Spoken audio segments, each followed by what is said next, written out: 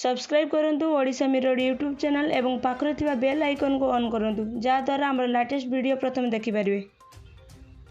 देश में बढ़िला लॉकडाउन अवधि आज लागू हेब नुआ नियम। आसतु जानिबा कौन रहिबो खोला एवं कौन बंद। देश में 31 तारिख पर्यंत बढ़िला लॉकडाउन अवधि एने आज केंद्र सरकार पक्षर गाइडलाइन जारी कराई।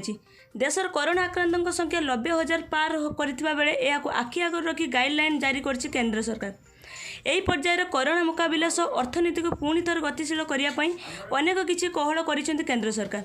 तेबे आसंतु जानिबा चतुर्थ पर्याय लॉकडाउन अवधि भितर केउथिरे कटकणा रहिबो एवं कौन खोला रहिबो। प्रथमे नजर पकाइबा कौन कहल रही। राज्य भितर बस चलाचल को अनुमति मिली। राज्य राज्य भितर सहमति सह बस चलाचल हो पारिबो। विवाह उत्सव में सर्वाधिक 50 जन लोकों समावेश अनुमति मिली। शव सत्कार बेले 20 जन लोकों समावेश को अनुमति।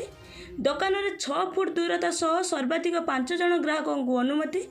रेस्टोरेंट गुड़िक होम डिलीवरी करें। बस स्टॉप रेल स्टेशन और विमान बंदर कैंटीन चली पार।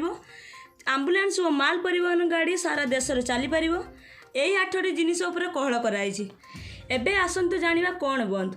घरोई और आंतर्जातिक विमान चलाचल बंद रहिबो। मेट्रो रेल सेवा बंद रहिबो। स्कूल कॉलेज और शिक्षानुष्ठान बंद रहिबो। Hotel restaurant cinema hall gym market complex swimming pool bar auditorium बंद रहिबो। धार्मिक सामाजिक राजनीतिक क्रीड़ा समावेश को करि परिबे नाही। धार्मिक अनुष्ठान रे साधारण लोकंक पूजार्चना उपरे मध्य कटकणा लगा जायछि एवं यह सहित रातिर कर्फ्यू जारी कराई। संध्या 7टार सकाळ 7टा पर्यंत जारी हेब नाइट कर्फ्यू। सर्वसाधारण स्थान में गुटखा पान और मद सेवन करने संपूर्ण निषेध कराई।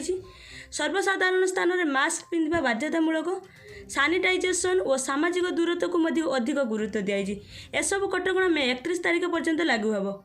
यह सहित 65 वर्षर अधिक वयस्क लोकों को घरे रहिबा को परामर्श देवा सहित गर्भवती महिला और 10 वर्षर कम बयसर शिशु मध्य घर रहिबा को परामर्श देइछन्ति सरकार।